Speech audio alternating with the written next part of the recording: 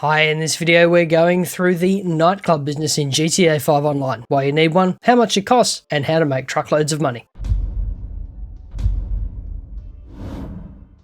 Hi and welcome back, my name's Dan and I'm an old grumpy gamer. Grand Theft Auto is a truly massive game. Between GTA 5 and the constant updates from Rockstar for GTA Online, there's no shortage of new content and interesting things to do. Join me then as we look at every business in GTA 5 Online as we go through the nightclub business, which is part of the After Hours update. Before we dive in, if you're new to the channel, we do how-to guides, news and giveaways, so consider subscribing and ring the bell to stay up to date. This is a pretty comprehensive guide, so let me break down what we'll be going through. So starting with the nightclub, what you can earn and who should buy it, your budget, how much money you'll need to have to realistically run the club, the nightclub setup, which is the 3 reasonably protracted missions that you'll need to complete to get the nightclub up and running, upgrading the nightclub, which is what to buy and how much it will cost, making money, the 3 distinct ways that you can make money using the nightclub, and some pro tips. So finishing with a couple of handy tips to maximize revenue. So first things first, why on earth would you want to buy a nightclub? Well, since the latest rounds of updates, especially if you have a next-gen console, these can really help bolster your income. How much income, I hear you ask? Well, a fully upgraded nightclub on the standard edition of GTA Online can bring you around 51,500 per hour if done right. On the new so-called expanded and enhanced edition, that cranks up to a whopping 91,500 per hour, done right of course, with a non-insubstantial amount of that being more or less passive, which is great for AFKers, grinders, and people who love doing contact missions. This is one of the very few businesses in GTA where you can bring a reasonable amount of money without much effort, most of the time. Oh, and you'll also need a nightclub if you want to purchase a terabyte, which is required if you want to customize or weaponize your Mark II oppressor. Okay, so let's talk budget. To get started in the nightclub business, you'll need to be a VIP, a motorcycle club president, or a CEO. Honestly though, you don't want to be doing this as a VIP. There are some serious restrictions and it's a pain in the backside. So realistically, the cheapest option here is to become an MC president. And to do that, you'll first need to have a motorcycle club set up. The cheapest one you can grab is the Great Chaparral Clubhouse at 200 grand. It's a bit out of the way, but if you're on a budget, this is the one to go for. Once you've got a clubhouse set up, you can purchase your new nightclub. And we have 10 different options to choose from. Elysian Island at $1,080,000, just outside the LSIA at $1,135,000, the Vespucci Canal at $1,320,000, Cypress Flats at $1,370,000, Mission Row at $1,440,000, La Mesa at 1.5 even, Strawberry at $1,525,000, Del Perro at $1,645,000, Downtown Vinewood at $1,670,000, and finally West Vinewood at 1.7. I ended up going with Cypress Flats because I'm a bit of a car guy and it's the closest one to the LS Customs car meet. Also, it's worth noting the LSIA club does not give you access to the actual airport. Next, we have the upgrades, starting with the style. The default setup's pretty nice, but if you want some custom lighting and styling, then you're looking at between $225,000 and $300,000 in addition to your regular purchase price. While you're there, you can also tweak the lighting. There's a few different options available. Again, you can leave it as it comes at no additional cost, or you can spend up to $295,000 on the fancier aesthetic.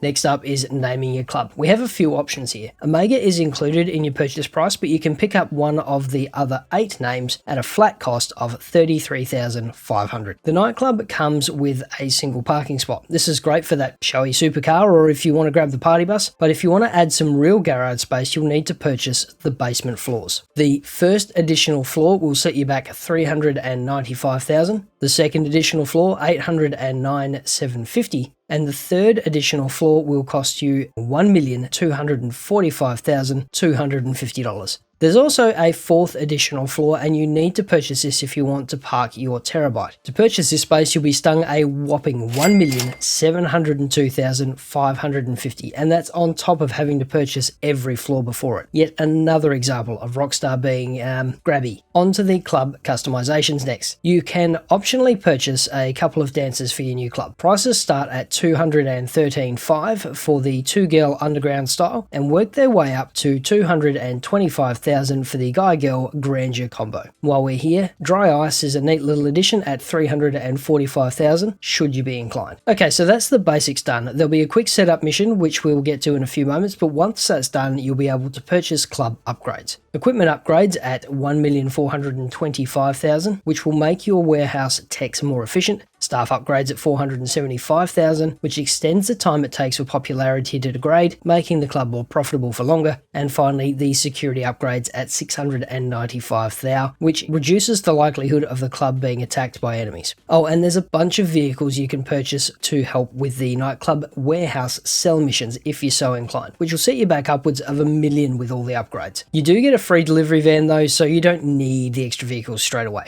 Whew. So, to summarize, that is the motorcycle club for $200,000, the nightclub for $1,080,000, all the upgrades for $2,595,000, making your total minimum spend $3,875,000, plus the $2,250 per in-game day for outgoings too. But you are better off with a budget of about $11 million, including the CEO's office, a nicer location, and all the upgrades. So if you're able to keep everything ticking along at the maximum, that is around 79 real-world hours of gameplay to break even, 43 on the so-called expanded and enhanced edition. So it's definitely a long-term investment, but it is largely hands-off. Once you've made your purchase, head over to the new facility and head on in. You'll get a fun little cutscene with all of your favourites and Laszlo, as well as a bit of a briefing on how the club works. At the end of the cutscene, you'll be dropped into a very empty dance floor, or at least where the dance floor will be. Head upstairs and make your way to the office where you'll get another quick cutscene. After that's over, register as an MC president or a CEO, then head over to the PC, sit down and log in. You'll be presented with two options, set up staff and set up equipment. Doesn't matter which one you do first, but let's start with the staff. Once you click the setup button, you will immediately be booted back into the free roam lobby and Tony will give you a call. Listen to it carefully. It is important. Jump in the car, jump into the pause menu and then into the map and have a bit of a poke around to look for the blue markers to work out the best route. Set a marker and head off. After you've picked everyone up, you'll get a new yellow marker for the club. Head to the waypoint to complete the first round, at which point you'll be dropped into the entry hall of your club. Wander through, back up to the office and then jump on the PC again. Click the remaining setup button and again you'll be booted into free roam. You'll get another briefing from Tony. Listen to it carefully. It is important. This time we'll be heading to a festival to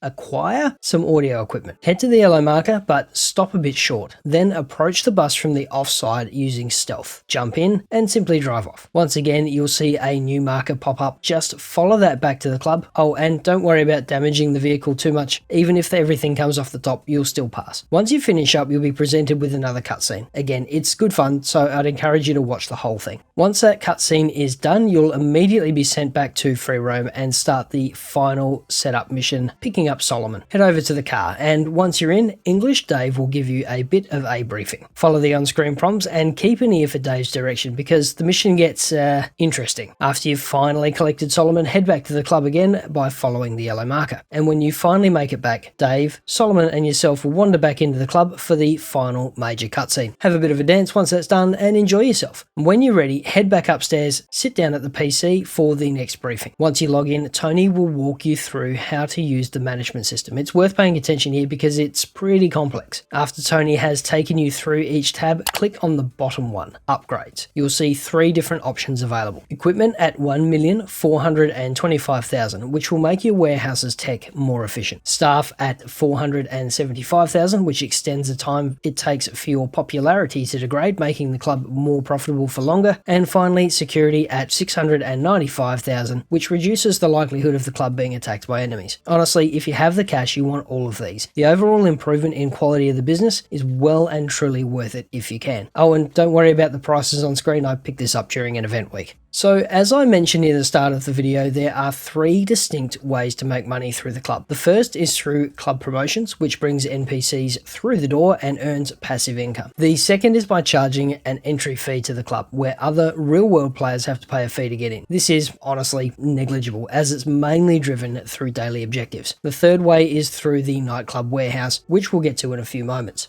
So starting with the promotions, your nightclub has a popularity meter that's not dissimilar to the biker business stock meter. When it's full, it means your club is super popular and at maximum earning capacity. At the time of recording, that's $10,000 per hour on PC, Xbox, and PS4, and a whopping $50,000 per hour on next-gen consoles. Over the course of around 10 real-world hours, the popularity of your club will slowly decline until you're earning practically nothing. Honestly, if you're not on the 50 grand per hour, it's probably not worth worrying about this income stream, but hey, let's take a look anyway. There's two ways to increase popularity. The first is pretty easy. When your popularity gets low, change DJs. You can do this by going to Resident DJ, then clicking on someone you haven't used in a while. The first time you do this for a particular DJ, it will cost $100,000 and you'll have to do a setup mission. Most of them are a bit of fun, but they take around 15 minutes, so make sure you have the time. After each DJ's first booking, your club will have a full popularity meter and you're good to go for a while. Once you've gone through all 4 DJs, you can rebook anyone at any time for a cost of $10,000. However, you'll only increase your popularity by 10% per rebook, so it's not great second time around. And that leaves popularity missions. You can access these by clicking Nightclub Management, then clicking Promote Club. Once you've confirmed, you'll be booted back to free roam and you'll get a call from Tony. Listen to it carefully, it is important. Tony will give you one of around half a dozen different promotion missions, from flying a blimp to putting up posters. Each mission takes between 5 and 10 minutes once you practiced. After successfully completing a promotions mission, your club's popularity will increase by 20% and your earnings will increase relative to the popularity. Once you've done a few popularity missions and your bar is back at 100%, you'll be properly earning again and you can leave it for a while. The second way to make money from your club is through door fees. This charges other real-world players a fee for entry to your club. There's not a lot of money in this, but if someone has a daily objective to complete, they'll need to enter your club and will likely pay. To set this up, go to your interaction menu, that's